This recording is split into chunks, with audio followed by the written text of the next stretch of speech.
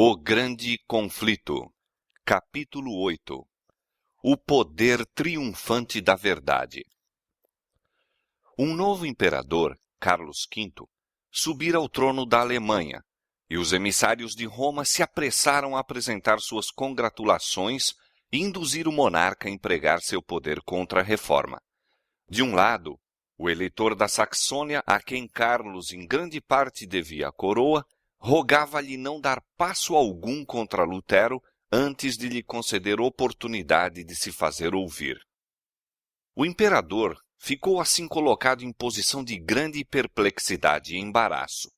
Os adeptos do Papa não ficariam satisfeitos com coisa alguma a não ser um edito imperial sentenciando Lutero à morte.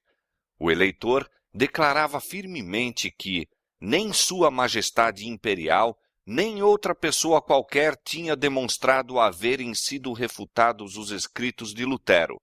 Portanto, pedia que o doutor Lutero fosse provido de salvo-conduto, de maneira que pudesse comparecer perante um tribunal de juízes sábios, piedosos e imparciais.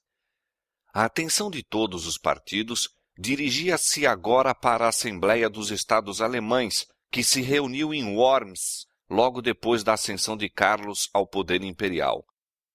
Havia importantes questões e interesses políticos a serem considerados por esse Concílio Nacional. Pela primeira vez, os príncipes da Alemanha deveriam encontrar-se com seu jovem monarca numa assembleia deliberativa.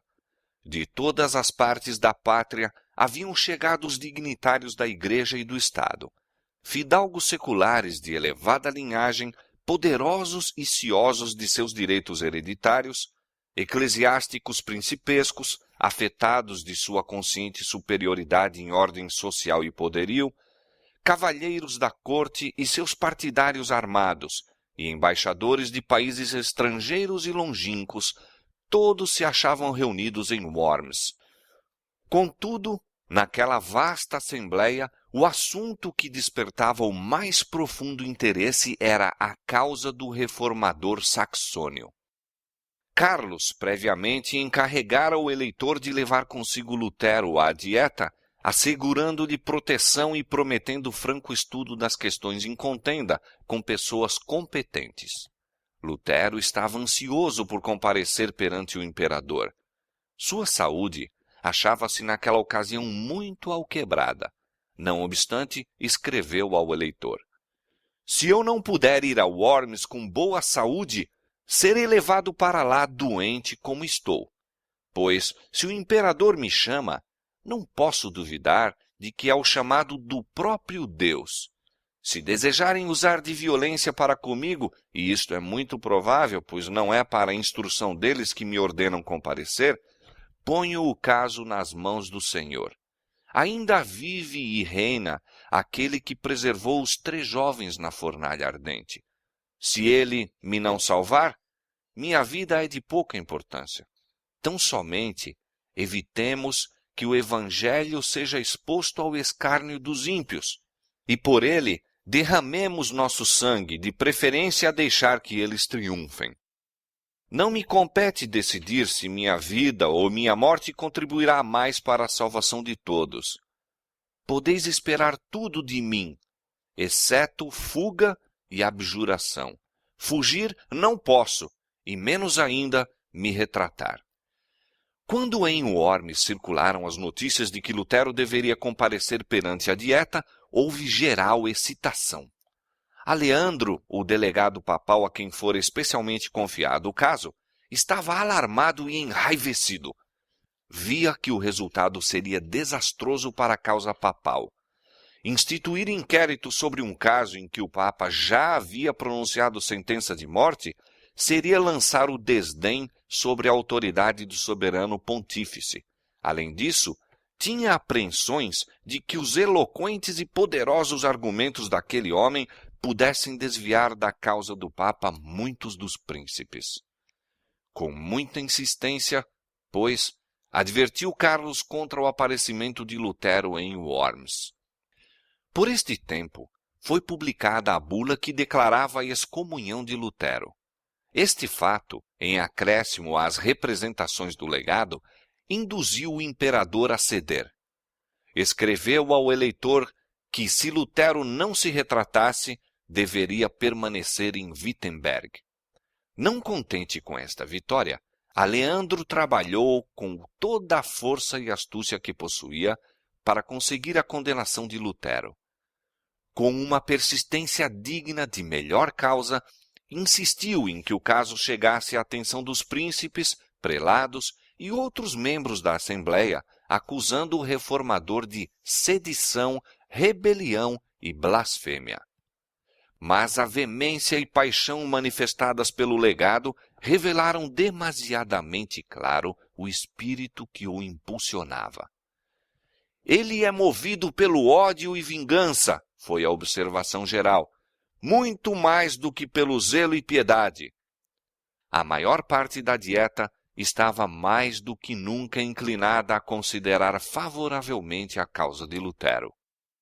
Com um redobrado zelo insistia Aleandro com o imperador sobre o dever de executar os editos papais, mas pelas leis da Alemanha não se podia fazer isto sem o apoio dos príncipes. E vencido finalmente pela importunação do legado, Carlos ordenou-lhes apresentar seu caso à dieta. Foi um dia pomposo para o núncio. A assembleia era grandiosa, a causa ainda maior. Aleandro deveria pleitear em favor de Roma, mãe e senhora de todas as igrejas. Com todo o prestígio do saber e da eloquência, Aleandro se pôs a derribar a verdade. Acusação sobre acusação lançou ele contra Lutero, como inimigo da Igreja e do Estado, dos vivos e dos mortos, do clero e dos leigos, dos concílios e dos cristãos em geral. Nos erros de Lutero, há o suficiente, declarou ele, para assegurar a queima de 100.000 hereges. Em conclusão, esforçou-se por atirar o desprezo aos adeptos da fé romana. O que são esses luteranos? Uma quadrilha de insolentes pedantes, padres corruptos, devassos monges, advogados ignorantes e nobres degradados, juntamente com o povo comum, a que transviaram e perverteram. Quanto lhes é superior o Partido Católico em número, competência e poder.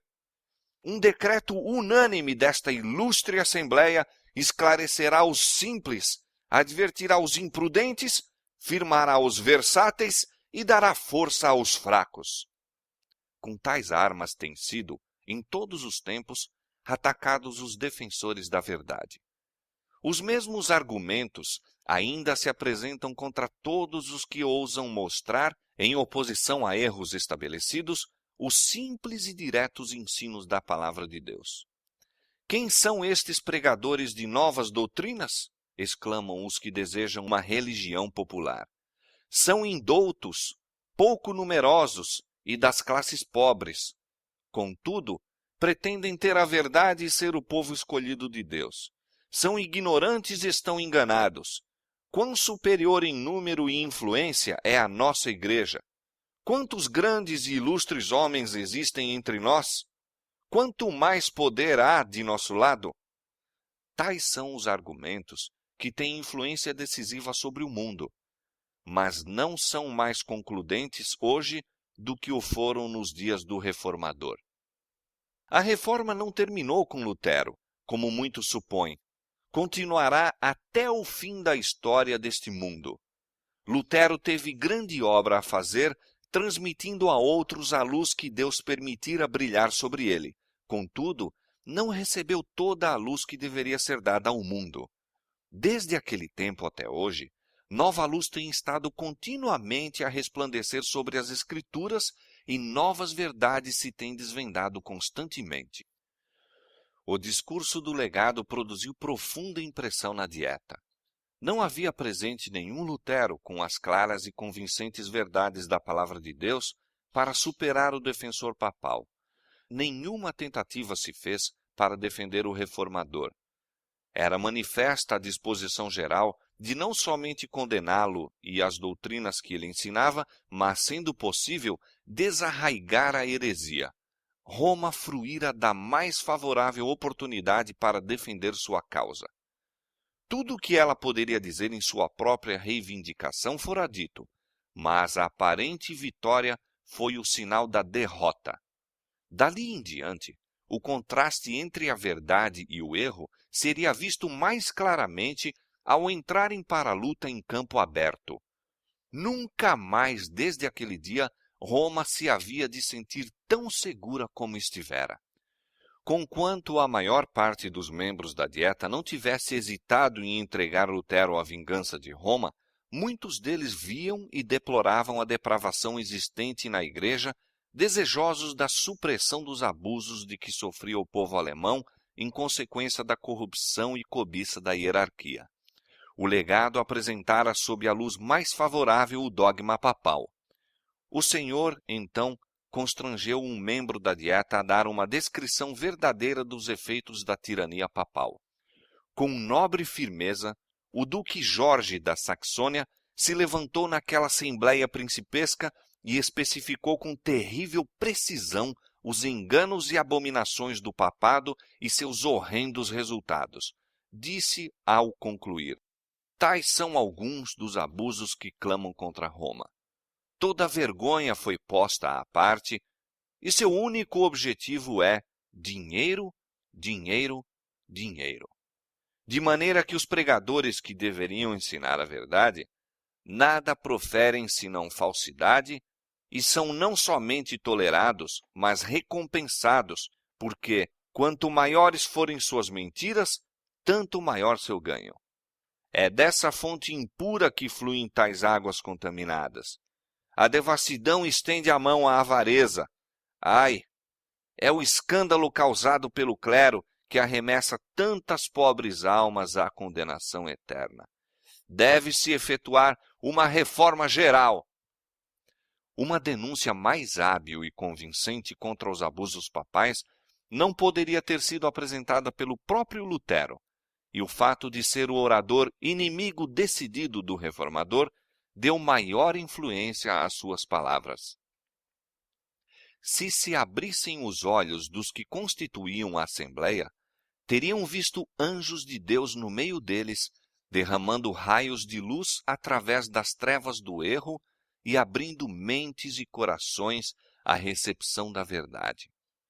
Era o poder do Deus da verdade e sabedoria que dirigia até os adversários da reforma, preparando assim o caminho para a grande obra prestes a realizar-se. Martinho Lutero não estava presente, mas a voz de alguém maior do que Lutero fora ouvida naquela assembleia. Uma comissão foi logo designada pela Dieta para apresentar um relatório das opressões papais que tão esmagadoramente pesavam sobre o povo alemão. Esta lista, contendo 101 especificações, foi apresentada ao imperador com o pedido de que ele tomasse imediatas medidas para a correção de tais abusos. Que perda de almas cristãs, diziam os suplicantes. Que depredações, que extorsões por causa dos escândalos de que se acha rodeada a cabeça espiritual da cristandade.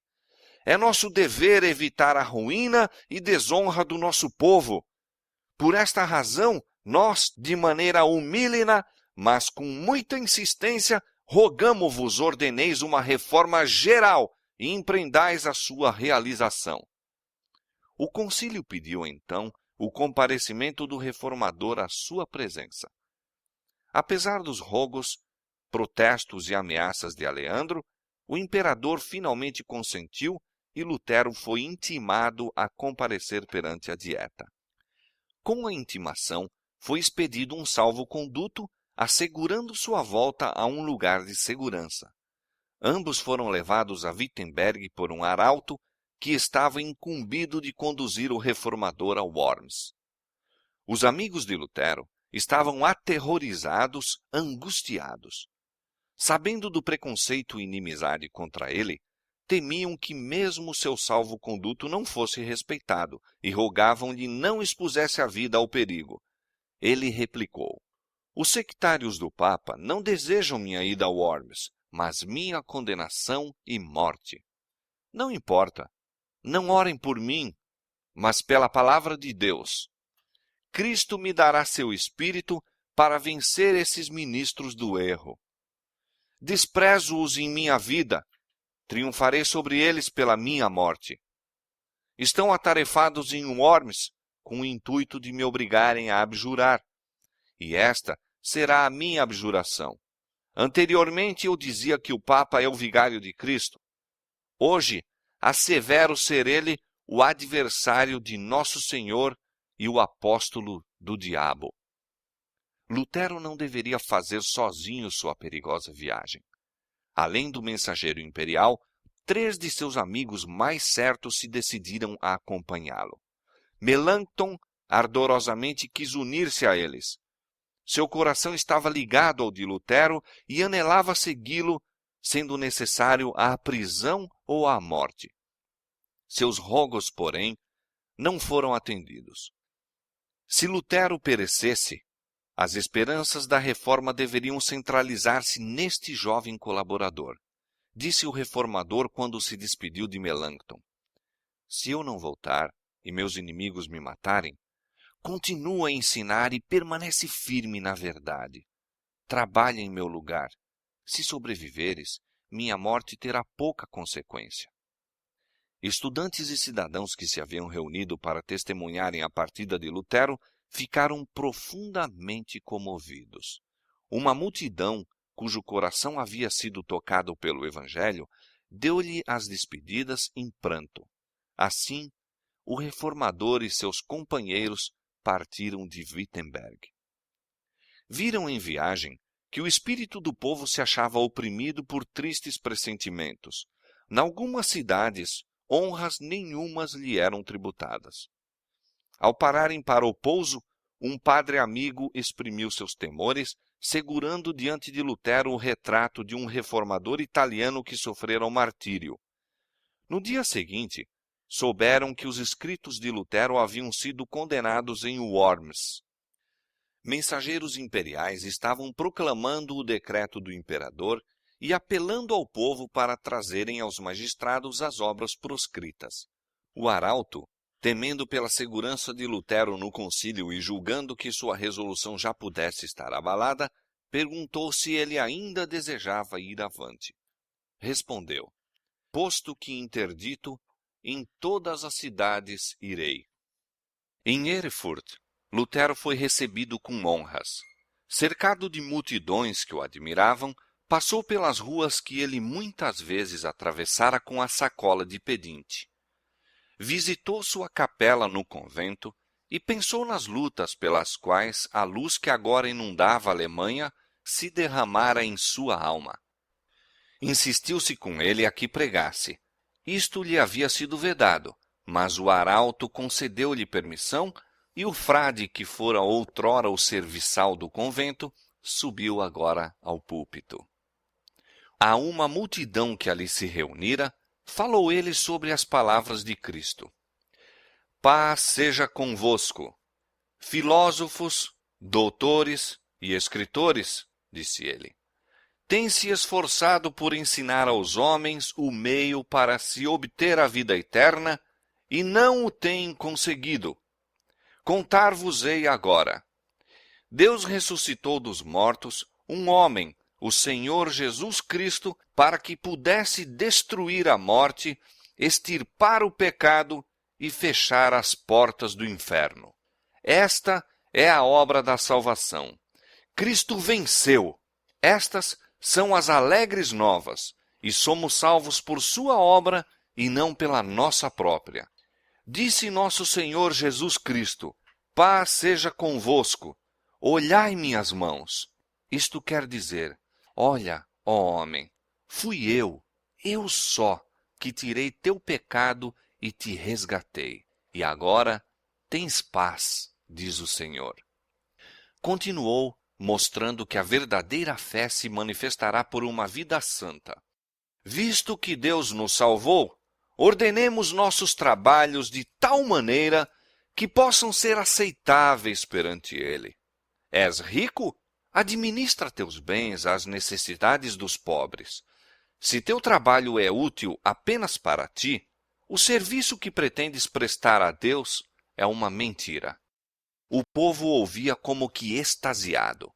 O pão da vida fora partido àquelas almas famintas. Perante elas, Cristo foi levantado acima dos papas, legados, imperadores e reis. Lutero não fez referência alguma à sua posição perigosa. Não procurou fazer-se objeto dos pensamentos e simpatias. Na contemplação de Cristo, perdera de vista o eu. Escondera-se por trás do homem do Calvário, procurando apenas apresentar a Jesus como o redentor do pecador. Prosseguindo viagem, o reformador era em toda parte olhado com grande interesse. Uma ávida multidão acotovelava-se em redor dele e vozes amigas advertiam-no dos propósitos dos romanistas. Eles vos queimarão, diziam alguns, e reduzirão vosso corpo a cinzas, como fizeram com João Hus. Lutero respondia: ainda que acendessem por todo o caminho de Worms a Wittenberg uma fogueira cujas chamas atingissem o céu, em nome do Senhor, eu caminharia pelo meio delas, compareceria perante eles, entraria pelas mandíbulas desse hipopótamo e lhe quebraria os dentes, confessando o Senhor Jesus Cristo. A notícia de sua aproximação de Worms estabeleceu grande comoção. Os amigos tremiam de receio pela sua segurança. Os inimigos temiam pelo êxito de sua causa. Fizeram-se acérrimos esforços para dissuadi-lo de entrar na cidade. Por instigação dos adeptos do Papa, insistiu-se com ele para que se retirasse para o castelo de um cavalheiro amigo, onde declarava-se todas as dificuldades poderiam ser amigavelmente resolvidas. Os amigos esforçavam-se por excitar-lhe os temores, descrevendo os perigos que o ameaçavam. Todos os seus esforços falharam. Lutero, ainda inabalável, declarou: mesmo que me houvesse tantos demônios em Worms como telhas nos telhados, eu ali entraria. À sua chegada em Worms, vasta multidão se congregou às portas para lhe dar as boas-vindas. Concorrência tão grande não houve para saudar o próprio imperador. A excitação foi intensa, e do meio da multidão, uma voz penetrante e lamentosa entoava um canto fúnebre, como aviso a Lutero quanto à sorte que o esperava. Deus será a minha defesa, disse ele ao descer da carruagem. Os chefes papais não tinham acreditado que Lutero realmente se aventurasse a aparecer em Worms, e sua chegada encheu-os de consternação. O imperador imediatamente convocou seus conselheiros para considerarem como deveriam agir. Um dos bispos, romanista rígido, declarou: temo-nos consultado durante muito tempo acerca desse assunto. Livre-se, Vossa Majestade Imperial, de uma vez deste homem. Não fez Sigismundo com que João Hus fosse queimado? Não somos obrigados a dar nem a observar o salvo-conduto de um herege. Não, disse o imperador, devemos cumprir nossa promessa. Decidiu-se, portanto, que o reformador fosse ouvido. A cidade toda se achava sôfrega por ver este homem notável e uma multidão de visitantes logo encheu suas estalagens. Lutero havia-se apenas restabelecido de enfermidade recente. Estava cansado da jornada que levara 2 semanas inteiras. Deveria preparar-se para enfrentar os momentosos acontecimentos do dia seguinte e necessitava de sossego e repouso. Tão grande, porém, era o desejo de o ver, que havia ele gozado apenas o descanso de algumas horas, quando ao seu redor se reuniram avidamente nobres, cavalheiros, sacerdotes e cidadãos. Entre estes, se encontravam muitos dos nobres que tão ousadamente haviam pedido ao imperador uma reforma contra os abusos eclesiásticos e que, diz Lutero, se tinham todos libertado por meu evangelho. Inimigos, bem como amigos, foram ver o intrépido monge. Ele, porém, os recebeu com calma inabalável, respondendo a todos com dignidade e sabedoria. Seu porte era firme e corajoso, o rosto pálido e magro, assinalado com traços de trabalhos e enfermidade, apresentava uma expressão amável e mesmo alegre. A solenidade e ardor profundo de suas palavras conferiam-lhe um poder a que mesmo seus inimigos não podiam resistir completamente. Tanto amigos como adversário estavam cheios de admiração. Alguns estavam convictos de que uma influência divina o acompanhava. Outros declaravam, como fizeram os fariseus em relação a Cristo: ele tem demônio. No dia seguinte, Lutero foi chamado para estar presente à dieta. Dignou-se um oficial imperial para conduzi-lo até ao salão de audiência. Foi, contudo, com dificuldade que ele atingiu o local. Todas as ruas estavam cheias de espectadores, ávidos de ver um monge que ousara resistir à autoridade do Papa. Quando estava para entrar à presença de seus juízes, um velho general, herói de muitas batalhas, disse-lhe amavelmente: pobre monge, vais agora assumir uma posição mais nobre do que eu ou quaisquer outros capitães já assumimos nas mais sanguinolentas de nossas batalhas. Mas, se tua causa é justa, e estás certo disto, vai adiante, em nome de Deus, e nada temas. Deus não te abandonará. Finalmente, Lutero se achou perante o concílio. O imperador ocupava o trono. Estava rodeado das mais ilustres personagens do império. Nunca homem algum comparecera à presença de uma assembleia mais importante do que aquela diante da qual Martinho Lutero deveria responder por sua fé. Aquela cena era por si mesma uma assinalada vitória sobre o papado. O Papa condenara o homem e agora estava ele em pé, diante de um tribunal que por esse mesmo ato se colocava acima do Papa. Este o havia posto sob interdito, separando-o de toda a sociedade humana, e, no entanto, era ele chamado em linguagem respeitosa e recebido perante a mais augusta Assembleia do mundo.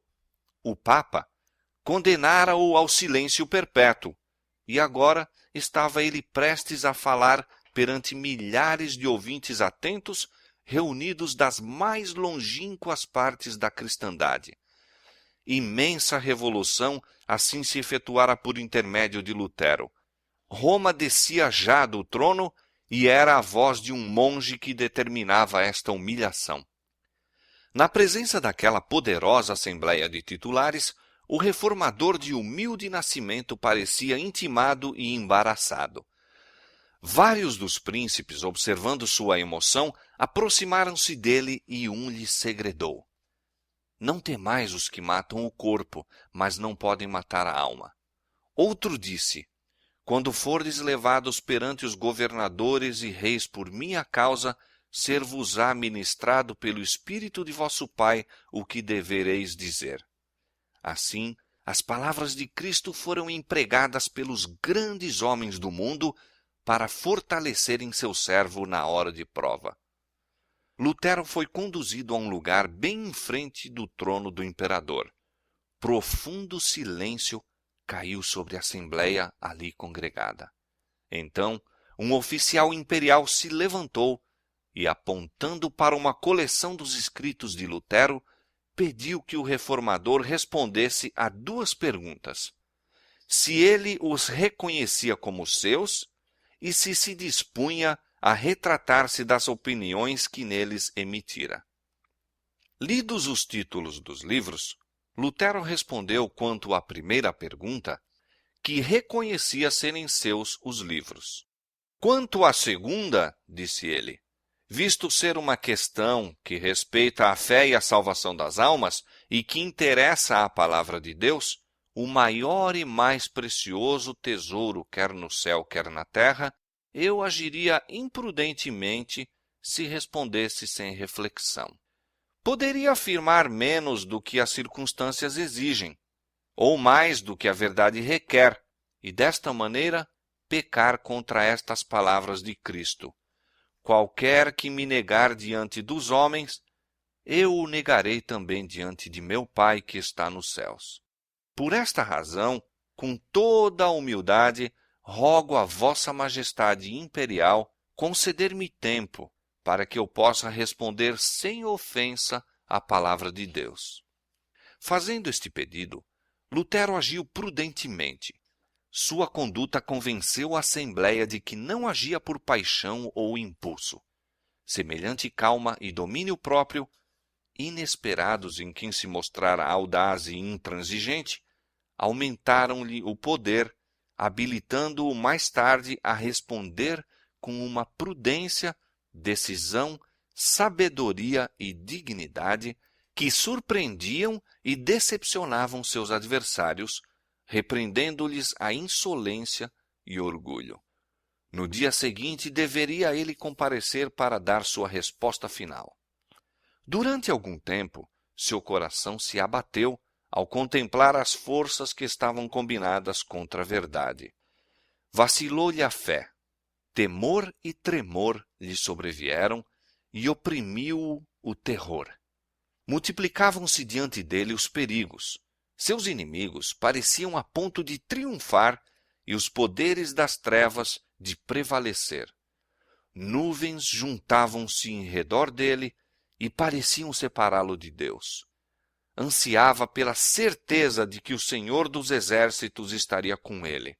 Em angústia de espírito, lançou-se com o rosto em terra, derramando estes clamores entrecortados, lancinantes, que ninguém, senão Deus, pôde compreender perfeitamente. Ó Deus, todo-poderoso e eterno, implorava ele, quão terrível é este mundo! Eis que ele abre a boca para engolir-me e tenho tão pouca confiança em ti. Se é unicamente na força deste mundo que eu devo pôr minha confiança, tudo está acabado. É vinda a minha última hora, minha condenação foi pronunciada. Ó Deus, ajuda-me contra toda a sabedoria do mundo. Faze isto, tu somente, pois esta não é minha obra, mas tua. Nada tenho a fazer por minha pessoa e devo tratar com estes grandes do mundo, mas a causa é tua. E é uma causa justa e eterna. Ó Senhor, auxilia-me. Deus fiel e imutável, em homem algum ponho minha confiança. Tudo o que é do homem é incerto. Tudo o que do homem vem, falha. Escolheste-me para esta obra. Sê ao meu lado por amor de teu bem-amado Jesus Cristo, que é a minha defesa, meu escudo e torre forte. Uma providência onisciente havia permitido a Lutero compreender o perigo para que não confiasse em sua própria força, arrojando-se presunçosamente ao perigo. Não era, contudo, o temor do sofrimento pessoal, o terror da tortura ou da morte que parecia iminente, o que o oprimia com seus horrores. Ele chegara à crise e sentia sua insuficiência para enfrentá-la. Pela sua fraqueza, a causa da verdade poderia sofrer dano. Não para sua própria segurança, mas para a vitória do Evangelho lutava ele com Deus. Como a de Israel, naquela luta noturna, ao lado do solitário riacho, foi a angústia e conflito de sua alma. Como Israel prevaleceu com Deus. Em seu completo desamparo, sua fé se firmou em Cristo, o poderoso libertador. Ele se fortaleceu com a certeza de que não compareceria sozinho perante o concílio. A paz voltou à alma e ele se regozijou de que lhe fosse permitido exaltar a palavra de Deus perante os governadores da nação. Com o espírito repousado em Deus, Lutero preparou-se para a luta que diante dele estava. Meditou sobre o plano de sua resposta, examinou passagens de seus próprios escritos e tirou das Sagradas Escrituras provas convenientes para sustentar sua atitude. Então, pondo a mão esquerda sobre o volume sagrado que estava aberto diante dele, levantou a destra para o céu e fez um voto de permanecer fiel ao Evangelho e confessar francamente sua fé, mesmo que tivesse de selar com o sangue seu testemunho. Ao ser de novo introduzido à presença da dieta, seu rosto não apresentava traços de receio ou embaraço. Calmo e cheio de paz, ainda que extraordinariamente valoroso e nobre, manteve-se como testemunha de Deus entre os grandes da terra. O oficial imperial pediu então sua decisão sobre se desejava retratar-se de suas doutrinas. Lutero respondeu em tom submisso e humilde, sem violência nem paixão. Suas maneiras eram tímidas e respeitosas. Manifestou, contudo, confiança e alegria que surpreenderam a Assembleia. Sereníssimo imperador, ilustres príncipes, graciosos fidalgos, disse Lutero, compareço neste dia perante vós, em conformidade com a ordem a mim dada ontem, e pela mercê de Deus, conjuro vossa majestade e vossa augusta alteza a escutar, com graça, a defesa de uma causa que, estou certo, é justa e verdadeira. Se por ignorância eu transgredir os usos e etiquetas das cortes, rogo-vos perdoar-me, pois não fui criado nos palácios dos reis, mas na reclusão de um convento. Então, referindo-se à pergunta, declarou que suas obras publicadas não eram todas do mesmo caráter. Em algumas havia tratado da fé e das boas obras, e mesmo seus inimigos as declaravam não somente inofensivas, mas proveitosas. Abjurá-las seria condenar verdades que todos os partidos professavam. A segunda classe consistia em escritos que expunham as corrupções e abusos do papado. Revogar estas obras fortaleceria a tirania de Roma, abrindo uma porta mais larga a muitas e grandes impiedades. Na terceira classe de seus livros, atacara indivíduos que haviam defendido erros existentes. Em relação a eles, confessou francamente que tinha sido mais violento do que convinha. Não pretendia estar isento de falta, mas mesmo estes livros não poderia revogar, pois que tal procedimento tornaria audaciosos os inimigos da verdade e então aproveitariam a ocasião para esmagar o povo de Deus com crueldade ainda maior. Não sou, todavia, senão um mero homem, e não Deus, continuou ele. Portanto, defender-me-ei como fez Cristo. Se falei mal, dá testemunho do mal. Pela misericórdia de Deus, conjuro-vos, sereníssimo imperador, e a vós, ilustríssimos príncipes, e a todos os homens de toda categoria, a provar pelos escritos dos profetas e apóstolos que errei. Logo que estiver convicto disso, retratarei todo o erro e serei o primeiro a lançar mão de meus livros e atirá-los ao fogo. O que acabo de dizer claramente mostra, eu espero, que pesei e considerei cuidadosamente os perigos a que me exponho, mas, longe de me desanimar, regozijo-me por ver que o Evangelho é hoje, como nos tempos antigos, causa de perturbação e dissensão. Este é o caráter, este é o destino da palavra de Deus. Não vim trazer paz à terra, mas espada, disse Jesus Cristo. Deus é maravilhoso e terrível em seus conselhos.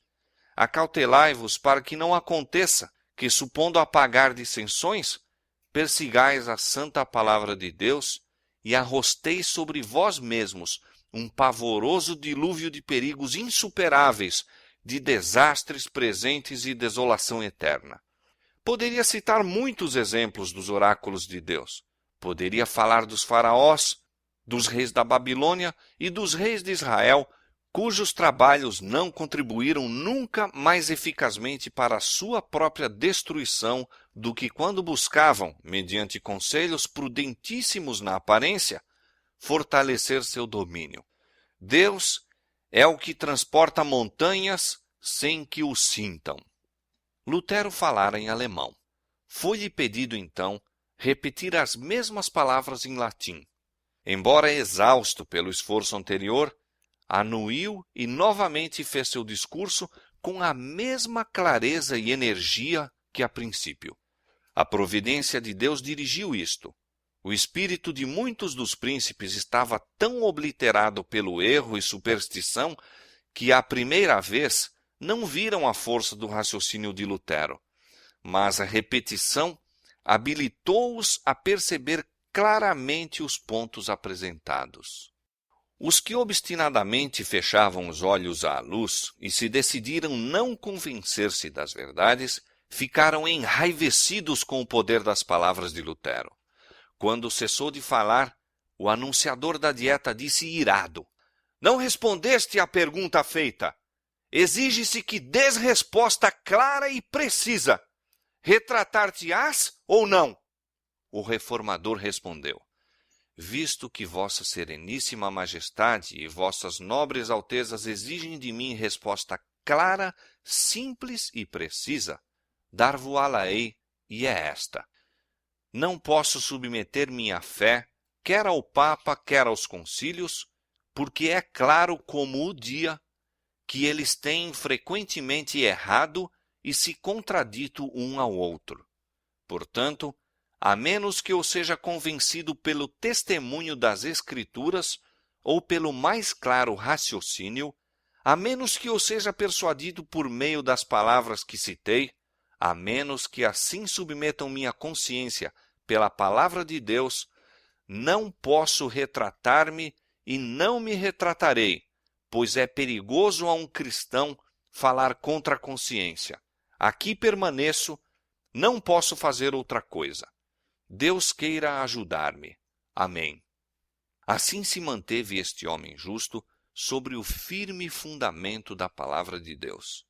A luz do céu iluminava-lhe o semblante. Sua grandeza e pureza de caráter, sua paz e alegria de coração eram manifestas a todos ao testificar ele contra o poder do erro e testemunhar a superioridade da fé que vence o mundo. A assembleia toda ficou por algum tempo muda de espanto. Em sua primeira resposta, Lutero falara em tom baixo e em atitude respeitosa, quase submissa. Os romanistas haviam interpretado isto como um sinal de que lhe estivesse começando a faltar o ânimo. Consideraram o pedido de delonga simples prelúdio de sua retratação. O próprio Carlos, notando, meio desdenhoso, a constituição abatida do monge, seu traje singelo e a simplicidade de suas maneiras, declarara: "Este monge nunca fará de mim um herege." A coragem e firmeza que agora ele ostentara, bem como o poder e clareza de seu raciocínio, encheram de surpresa todos os partidos. O imperador, possuído de admiração, exclamou: "Este monge fala com coração intrépido e inabalável coragem." Muitos dos príncipes alemães olhavam com orgulho e alegria a este representante de sua nação. Os partidários de Roma haviam sido vencidos. Sua causa parecia sob a mais desfavorável luz. Procuraram manter seu poder, não apelando para as Escrituras, mas com recurso às ameaças, indefectível argumento de Roma.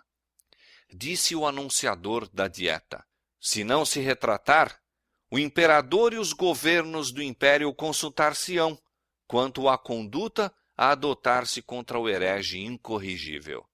Os amigos de Lutero, que com grande alegria lhe ouviram a nobre defesa, tremeram àquelas palavras, mas o próprio doutor disse claramente: "Queira Deus ser meu auxiliador, pois não posso retratar-me de coisa alguma."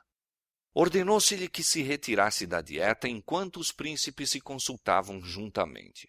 Pressentia-se que chegara uma grande crise. A persistente recusa de Lutero em submeter-se poderia afetar a história da Igreja durante séculos. Decidiu-se-lhe dar mais uma oportunidade para abjurar.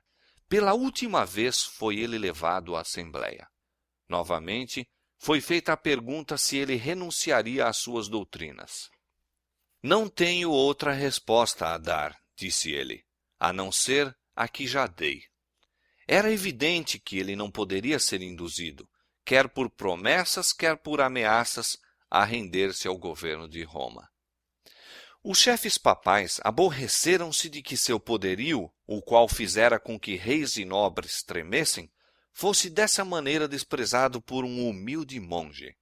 Almejavam fazê-lo sentir sua ira, destruindo-lhe a vida com torturas. Lutero, porém, compreendendo o perigo, falará a todos com dignidade e calma cristãs. Suas palavras tinham sido isentas de orgulho, paixão e falsidade. Havia perdido de vista a si próprio e aos grandes homens que o cercavam, e sentia unicamente que se achava na presença de alguém infinitamente superior aos papas, prelados, reis e imperadores. Cristo falara por intermédio do testemunho de Lutero com um poder e grandeza que na ocasião causou espanto e admiração tanto a amigos como a adversários. O Espírito de Deus estivera presente naquele concílio, impressionando o coração dos principais do império. Vários dos príncipes reconheceram ousadamente a justiça da causa de Lutero. Muitos estavam convictos da verdade, mas em outros as impressões recebidas não foram duradouras. Houve outra classe que no momento não exprimiu suas convicções, mas que, tendo pesquisado as Escrituras por si mesmos, tornaram-se, em ocasião posterior, destemidos sustentáculos da Reforma. O eleitor Frederico aguardara ansiosamente o comparecimento de Lutero perante a Dieta e, com profunda emoção, ouviu seu discurso. Com alegria e orgulho, testemunhou a coragem, firmeza e domínio próprio do doutor e decidiu-se a permanecer mais firmemente em sua defesa.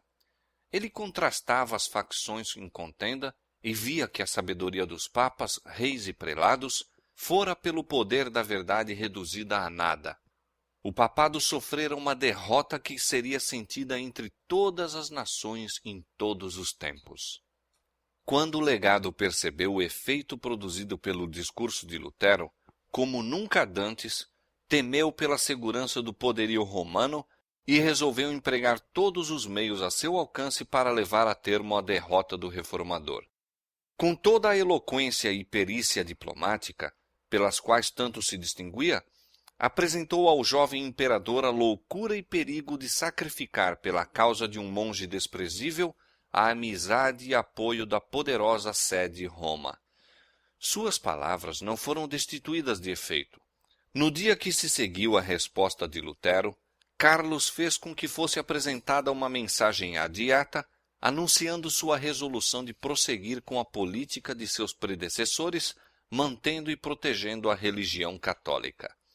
Visto que Lutero se recusara a renunciar a seus erros, seriam empregadas as mais rigorosas medidas contra ele e contra as heresias que ensinava.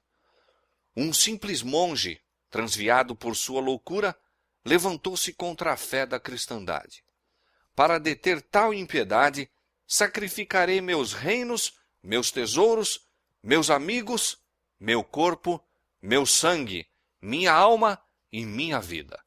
Estou para despedir o agostiniano Lutero, proibindo-lhe causar a menor desordem entre o povo. Procederei então contra ele e seus adeptos como hereges contumazes, pela excomunhão, pelo interdito e por todos os meios calculados para destruí-los. Apelo para os membros do Estado a que se portem como fiéis cristãos.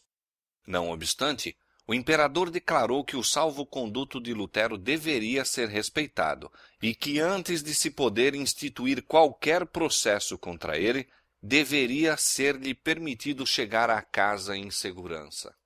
Insistiam agora os membros da Dieta em suas opiniões contrárias. Os emissários e representantes do Papa de novo pediam que o salvo-conduto do reformador fosse desrespeitado. O Reno, diziam eles, deveria receber suas cinzas como recebeu as de João Rus há um século. Príncipes alemães, porém, conquanto fossem eles próprios romanistas e inimigos declarados de Lutero, protestavam contra tal brecha da pública fé como uma nódoa sobre a honra da nação. apontavam para as calamidades que se seguiam à morte de Rus e declaravam que não ousavam atrair sobre a Alemanha e sobre a cabeça de seu jovem imperador a repetição daqueles terríveis males. O próprio Carlos, respondendo à vil proposta, disse: embora fossem a honra e a fé banidas do mundo todo, deveriam encontrar um refúgio no coração dos príncipes.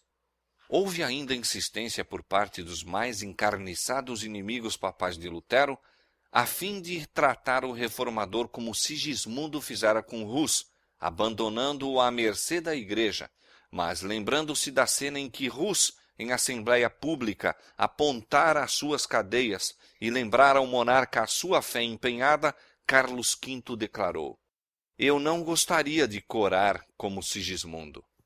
Não obstante, Carlos havia deliberadamente rejeitado as verdades apresentadas por Lutero. Estou firmemente resolvido a imitar o exemplo de meus maiores, escreveu o monarca. Decidira não sair da senda do costume, mesmo para andar nos caminhos da verdade e justiça. Porque seus pais o fizeram, ele apoiaria o papado, com toda a sua crueldade e corrupção. Assim, assumiu sua posição, recusando-se a aceitar qualquer luz em acréscimo a que seus pais haviam recebido ou cumprir qualquer dever que eles não cumpriram. Muitos hoje se apegam de modo idêntico aos costumes e tradições de seus pais. Quando o Senhor lhes envia mais luz, recusam-se a aceitá-la porque, não havendo ela sido concedida a seus pais, não foi por estes acolhida. Não estamos colocados onde nossos pais se achavam. Consequentemente, nossos deveres e responsabilidades não são os mesmos. Não seremos aprovados por Deus olhando para o exemplo de nossos pais, a fim de determinar nosso dever, em vez de pesquisar por nós mesmos a palavra da verdade. Nossa responsabilidade é maior do que foi a de nossos antepassados. Somos responsáveis pela luz que receberam e que nos foi entregue como herança. Somos também responsáveis pela luz adicional que hoje, da palavra de Deus, está a brilhar sobre nós. Disse Cristo acerca dos judeus incrédulos: se eu não viera, nem lhes houvera falado, não teriam pecado, mas agora não têm culpa do seu pecado. O mesmo poder divino falara por intermédio de Lutero ao imperador e príncipes da Alemanha. E ao resplandecer a luz da palavra de Deus, seu espírito contendeu pela última vez com muitos naquela assembleia. Como Pilatos, século antes, permitira que o orgulho e a popularidade fechassem seu coração contra o Redentor do mundo, como o timorato Félix ordenou ao mensageiro da verdade: por agora vai-te, e em tendo oportunidade te chamarei. Como o orgulhoso Agripa confessou: por pouco me queres persuadir que me faça cristão, e no entanto se desviou da mensagem enviada pelo céu, assim, Carlos V, cedendo às sugestões do orgulho e política mundanos, decidiu-se a rejeitar a luz da verdade. Circularam amplamente rumores dos planos feitos contra Lutero, causando por toda a cidade grande excitação. O reformador conquistara muitos amigos que, conhecendo a traiçoeira crueldade de Roma para com todos os que ousavam expor suas corrupções, resolveram que ele não fosse sacrificado. Centenas de nobres se comprometeram a protegê-lo. Não poucos denunciaram abertamente a mensagem real como evidência de tímida submissão ao poder de Roma. Às portas das casas e em lugares públicos foram afixados cartazes, alguns condenando e outros apoiando Lutero. Num deles estavam meramente escritas as significativas palavras do sábio: ai de ti, ó terra, cujo rei é criança. Eclesiastes 10:16. O entusiasmo popular em favor de Lutero por toda a Alemanha convenceu tanto o imperador como a dieta de que qualquer injustiça a ele manifesta faria perigar a paz do império e mesmo a estabilidade do trono. Frederico da Saxônia manteve uma estudada reserva, escondendo cuidadosamente seus verdadeiros sentimentos para com o reformador, ao passo que o guardava com incansável vigilância, observando todos os seus movimentos e todos os de seus inimigos. Mas muitos havia que não faziam tentativa para ocultar sua simpatia por Lutero. Ele era visitado por príncipes, condes, barões e outras pessoas de distinção, tanto leigas como eclesiásticas. A salinha do doutor, escreveu Spalatin, não podia conter todos os visitantes que se apresentavam. O povo contemplava-o como se fosse mais do que humano. Mesmo os que não tinham fé em suas doutrinas não podiam deixar de admirar aquela altiva integridade que o levou a afrontar a morte, de preferência a violar a consciência. Fizeram-se ardentes esforços a fim de obter o consentimento de Lutero para uma transigência com Roma. Nobres e príncipes lembraram-lhe que, se permitisse colocar seu próprio juízo contra o da Igreja e dos concílios, seria logo banido do império e não teria então defesa. A este apelo, Lutero respondeu: o Evangelho de Cristo não pode ser pregado sem dano. Por que, pois, deveria o temor ou a apreensão do perigo separar-me do Senhor e da divina palavra, que unicamente é a verdade? Não, entregaria antes meu corpo, meu sangue e minha vida. De novo insistiu-se com ele para que se submetesse ao juízo do imperador, e então nada precisaria temer. Consinto, disse ele em resposta, de todo o meu coração, em que o imperador, os príncipes e mesmo o mais obscuro cristão examinem e julguem os meus livros, mas sob uma condição: que tomem a palavra de Deus como norma. Os homens nada têm a fazer senão obedecer-lhe. Não façais violência à minha consciência, que está ligada e encadeada às Escrituras Sagradas. A um outro apelo, disse ele: consinto em renunciar ao salvo-conduto. Coloco minha pessoa e minha vida nas mãos do imperador, mas a palavra de Deus, nunca. Declarou estar disposto a submeter-se à decisão de um concílio geral, mas unicamente sob a condição de que se exigisse do concílio decidir de acordo com as Escrituras. No tocante à palavra de Deus e à fé, acrescentou ele, todo cristão é juiz tão bom como pode ser o próprio Papa, embora apoiado por 1 milhão de concílios. Tanto amigos como adversários finalmente se convenceram de que baldados seriam quaisquer esforços de reconciliação. Houvesse o reformador cedido num único ponto, e Satanás e suas hostes teriam ganho a vitória. Mas sua persistente firmeza foi o meio para a emancipação da Igreja e o início de uma era nova e melhor. A influência deste único homem, que ousou pensar e agir por si mesmo em assuntos religiosos, deveria afetar a Igreja e o mundo, não somente em seu próprio tempo, mas em todas as gerações futuras. Sua firmeza e fidelidade fortaleceriam até o final do tempo a todos os que passassem por experiência semelhante. O poder e majestade de Deus se mantiveram acima do conselho dos homens, acima da potente força de Satanás. Por autorização do imperador, foi Lutero logo ordenado a voltar para casa e sabia que este aviso seria imediatamente seguido de sua condenação. Nuvens ameaçadoras pairavam sobre seu caminho, mas partindo de Worms, seu coração se encheu de alegria e louvor. O próprio diabo, disse ele, guardou a fortaleza do Papa, mas Cristo fez nela uma larga brecha e Satanás foi constrangido a confessar que o Senhor é mais poderoso do que ele. Depois de sua partida, ainda desejoso de que sua firmeza não fosse mal interpretada como sendo rebelião, Lutero escreveu ao imperador: Deus, que é o pesquisador dos corações, é minha testemunha, disse ele, de que estou pronto para, da maneira mais ardorosa, obedecer à vossa majestade, na honra e na desonra, na vida e na morte, e sem exceções, a não ser a palavra de Deus, pela qual o homem vive. Em todas as preocupações da presente vida, minha fidelidade será inabalável, pois perder ou ganhar neste mundo, é de nenhuma consequência para a salvação.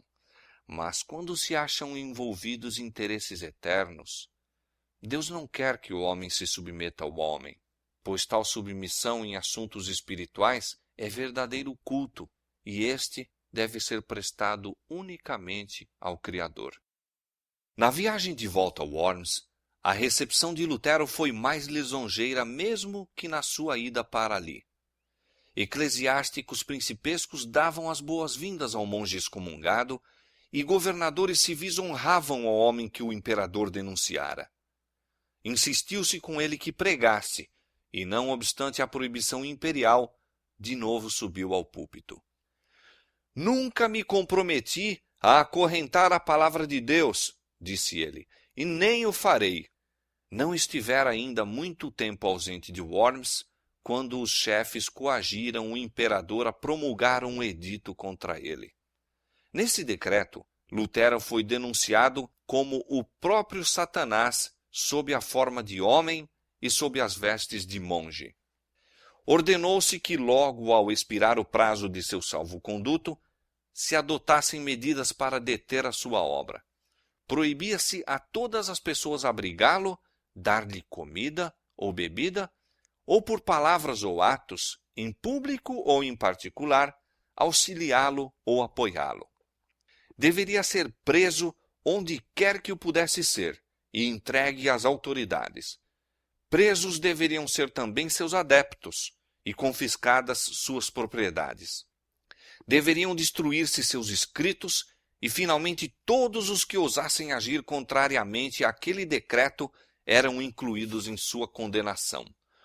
O eleitor da Saxônia e os príncipes mais amigos de Lutero tinham se retirado de Worms logo depois de sua partida, e o decreto do imperador recebeu a sanção da Dieta. Achavam-se agora jubilosos os romanistas. Consideravam selada a sorte da reforma. Deus provera a seu servo, nesta hora de perigo, um meio para escapar ao mesmo. Um olhar vigilante acompanhava os movimentos de Lutero e um coração verdadeiro e nobre decidira o seu livramento. Era claro que Roma não se satisfaria com coisa alguma senão sua morte. Unicamente ocultando-se poderia ele ser preservado das garras do leão. Deus dera sabedoria a Frederico da Saxônia para idear um plano destinado a preservar o reformador. Com a cooperação de verdadeiros amigos, executou-se o propósito do eleitor e Lutero foi, de maneira eficiente, oculto de seus amigos e inimigos. Em sua viagem de volta para casa, foi preso, separado de seus assistentes e precipitadamente transportado através da floresta para o castelo de Wartburgo, isolada fortaleza nas montanhas. Tanto o rapto como o esconderijo foram de tal maneira envoltos em mistério que até o próprio Frederico, durante muito tempo, não soube para onde fora ele conduzido. Essa ignorância não deixou de ter seu desígnio. Enquanto o eleitor nada soubesse do paradeiro de Lutero, nada poderia revelar. Convenceu-se de que o reformador estava em segurança e, com isso, se sentiu satisfeito. Passaram-se a primavera, o verão e o outono, e chegara o inverno, e Lutero ainda permanecia prisioneiro. Aleandro e seus partidários exultavam quando a luz do Evangelho parecia prestes a extinguir-se, mas, em vez disso, o reformador enchia sua lâmpada no repositório da verdade, e sua luz deveria resplandecer com maior brilho. Na proteção amiga de Wartburgo, Lutero durante algum tempo se regozijou em seu livramento do ardor e torvelinho da batalha. Mas não poderia por muito tempo encontrar satisfação no silêncio e repouso. Habituado a uma vida de atividade e acirrado conflito, mal suportava o permanecer inativo. Naqueles dias de solidão, surgia diante dele o estado da igreja e exclamava em desespero: Ai! Ninguém há neste último tempo da ira do Senhor para ficar diante dele como uma muralha e salvar Israel. Novamente volvia os pensamentos para si mesmo e receava ser acusado de covardia por afastar-se da contenda. Acusava-se, então, de indolência e condescendência própria. No entanto, produzia diariamente mais do que parecia possível a um homem fazer. Sua pena nunca estava ociosa. Seus inimigos, conquanto se lisonjeassem de que ele estivesse em silêncio, espantavam-se e confundiam-se pela prova palpável de que ainda exercia atividade. Sem número de folhetos procedentes de sua pena circulavam pela Alemanha toda.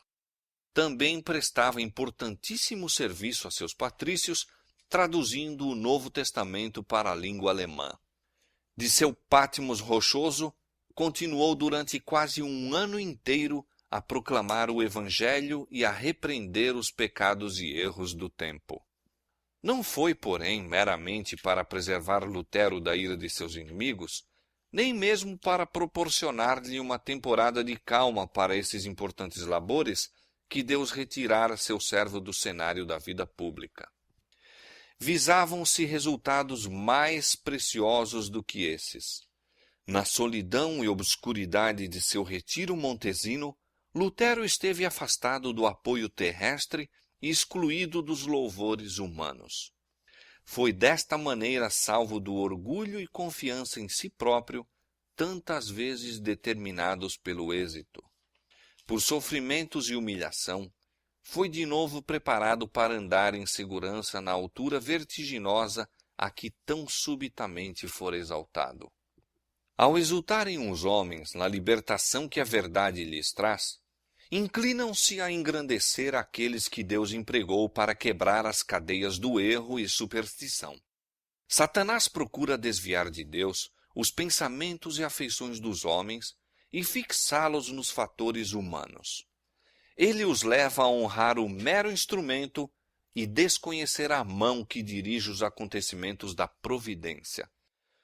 Muitas vezes, dirigentes religiosos que assim são louvados e reverenciados perdem de vista sua dependência de Deus e são levados a confiar em si próprios. Em consequência, procuram governar o espírito e a consciência do povo que se dispõe a esperar deles a guia, em vez de esperá-la da palavra de Deus. A obra de reforma é muitas vezes retardada por causa desse espírito da parte dos que a amparam. Deste perigo quis Deus guardar a causa da reforma. Ele desejava que aquela obra recebesse não os característicos do homem, mas os de Deus. Os olhos dos homens tinham se dirigido a Lutero como expositor da verdade. Ele foi removido para que todos os olhares pudessem dirigir-se ao sempiterno autor da verdade.